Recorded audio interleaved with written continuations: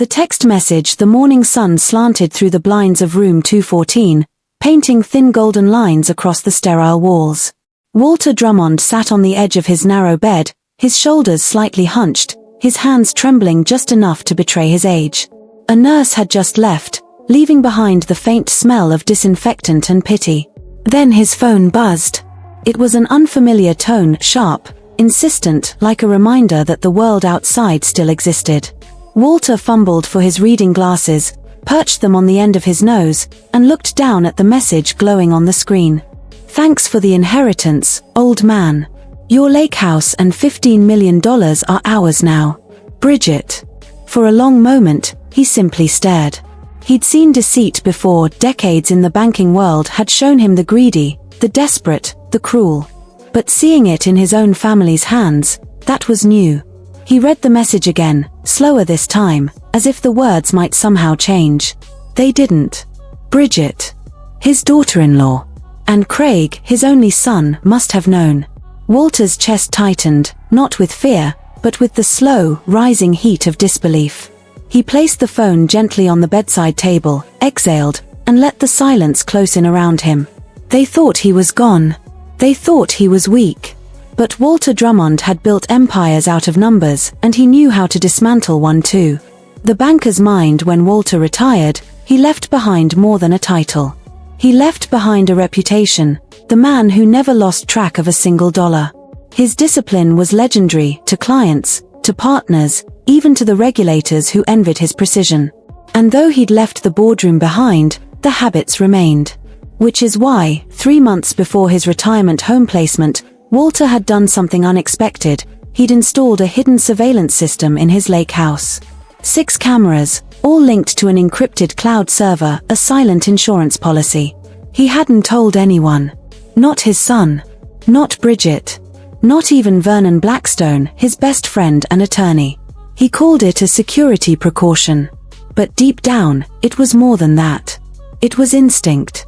Now, staring at the text message that confirmed his betrayal, Walter smiled faintly. The cameras had caught everything. The call. He lifted the landline phone beside his bed, the one thing that still felt solid, real.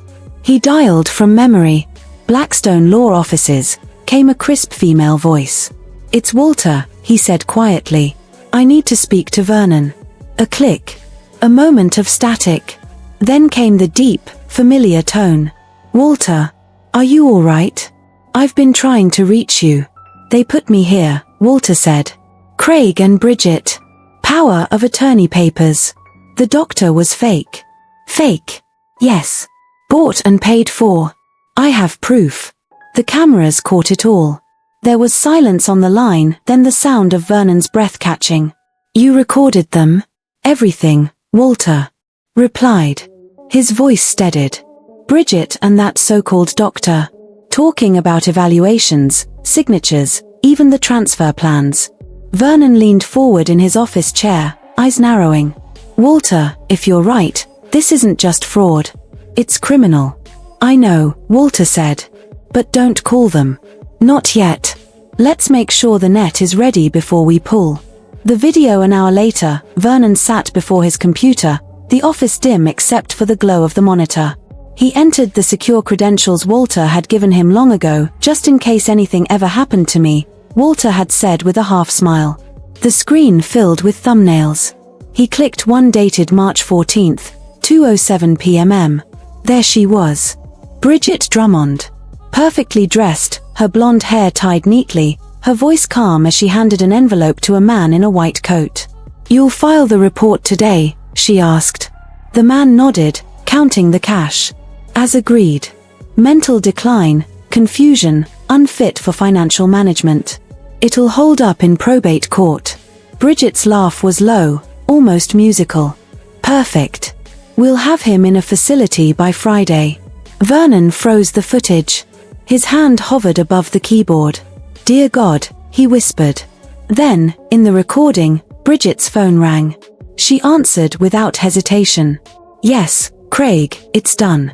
Start moving the funds once the signature clears. Oh, and make sure to get the lake house listed quietly. I don't want neighbors talking yet." Vernon's jaw tightened. He downloaded the video, labeled it Primary Evidence 1, and opened a second file. It showed Craig rifling through Walter's study drawers. Every image deepened the betrayal. By the time Vernon looked up from the screen, night had fallen. He picked up his phone. Judge Rothman owes me a favor, he said to himself. The release the next afternoon, the sound of heels clicking echoed down the nursing home corridor. A young lawyer, Vernon's associate, Clara, arrived carrying a manila folder. She approached the front desk and presented the papers.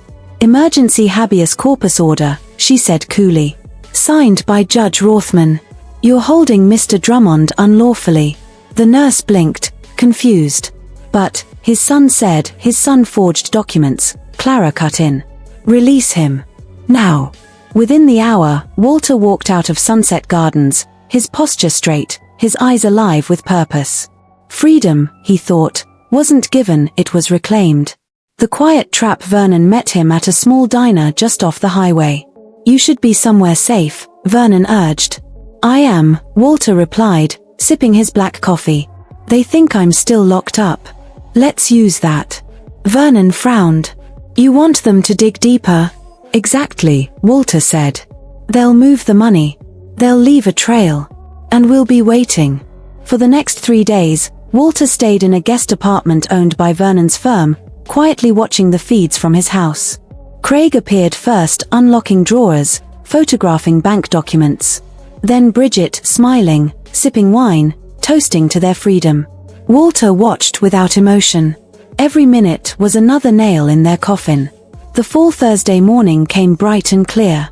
Bridget and Craig were having breakfast at Walter's dining table, the same one where he'd once celebrated Christmas with them. Bridget wore his late wife's robe. Craig was in his father's golf shirt. They were laughing. Then came the knock. Craig opened the door, mid-smile, and froze. 2 detectives. 2 marshals. And behind them, Vernon Blackstone, briefcase in hand. Craig Drummond, the detective asked. Yes. You're under arrest for conspiracy to commit fraud, forgery, and elder abuse. The words hung in the air like a thunderclap. Bridget stepped out from the kitchen, confusion painted across her face until she saw Vernon. What the hell is this? She demanded. Vernon opened his phone, hit play. The sound of her own voice filled the hallway. Once the old fool's locked away, we'll transfer everything. He'll be dead within a year anyway. Bridget's lips parted. Her color drained. Craig stammered. Wait, you can't, but the handcuffs were already closing. Outside, the neighbors watched, phones raised, recording every second. Walter stepped out of a black car parked across the street. He didn't smile. He didn't speak. He just watched. For the first time in weeks, he felt the weight on his chest lift. Justice didn't always come from a courtroom. Sometimes, it came from the truth, recorded, undeniable, unedited. The courtroom 3 months later, the Drummond case was front-page news. The headlines read, Wealthy couple convicted in scheme to defraud elderly banker father. In the packed courtroom, Bridget and Craig sat side by side, wrists shackled, faces pale. Walter entered quietly, supported by Vernon. When Bridget saw him, she flinched, then tried to speak. Dad, Walter stopped her with a look. No, he said softly. You called me old man. Remember? The judge reviewed the evidence, the footage, the forged documents, the testimony of Dr. Crow, who had confessed under pressure. By the end of the day, the verdict was unanimous. Guilty. Craig received 8 years. Bridget received 12. Walter left the courtroom as the cameras flashed.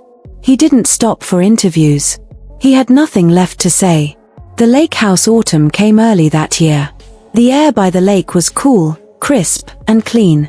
Walter stood on the dock, watching the sun sink into the water, his reflection rippling with the waves.